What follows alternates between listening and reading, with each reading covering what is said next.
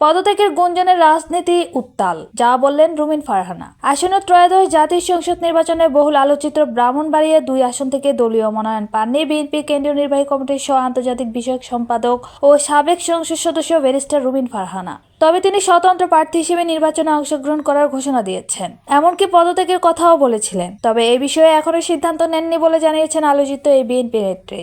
বুধবার সন্ধ্যায় ব্রাহ্মণবাড়িয়ার আশুগঞ্জ উপজেলার একটি রেস্তোরাঁয় নিজের কর্মী সমর্থকদের সঙ্গে মতবিনিময় শেষে সাংবাদিকদের প্রশ্নের জবাবে তিনি বলেন, বিএনপি থেকে পদত্যাগের গুঞ্জন নিয়ে রুমিন ফারহানা বলেন, এখনো আমি এটা নিয়ে কোনো সিদ্ধান্ত নিইনি। আমি আমার নেতাকর্মীদের সঙ্গে কথা বলবো, তারা যদি বলে তাহলে আমি সেই পথে পদত্যাগে যাব, তবে নির্বাচন আমি করব।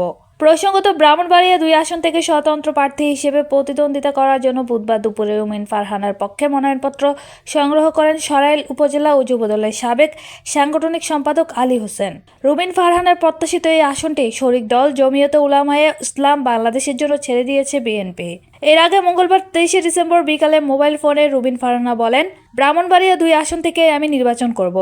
ওই দিন তিনি আরো বলেন, এত বড় দল, তাদের ভালো মন্দ দেখতে হয়। যেহেতু জমিয়তে উলামায়ের সঙ্গে তারা জোট করেছে, আসন না দিলে কেমন করে জোট হবে? দল বাধ্য হয়ে তাদের আসন দিয়েছে। দলের কেউ স্বতন্ত্র প্রার্থী হলে বহিষ্কার করা হবে। বিএনপির এমন বার্তা সম্পর্কে রুমিন ফারহানা সেদিন বলেছিলেন, যদি ব্যবস্থা নেওয়ার দরকার হয় দল অবশ্যই ব্যবস্থা নেবে, আমি তো বাধা দিতে পারবো না। তবে মনোনয়ন কেনার আগে সম্মানের সঙ্গে দল থেকে পদত্যাগ করব। দর্শক, এতক্ষণ সাথে থাকার জন্য ধন্যবাদ। আমাদের পরবর্তী সংবাদ দেখার আমন্ত্রণ রইল। আল্লাহ হাফেজ।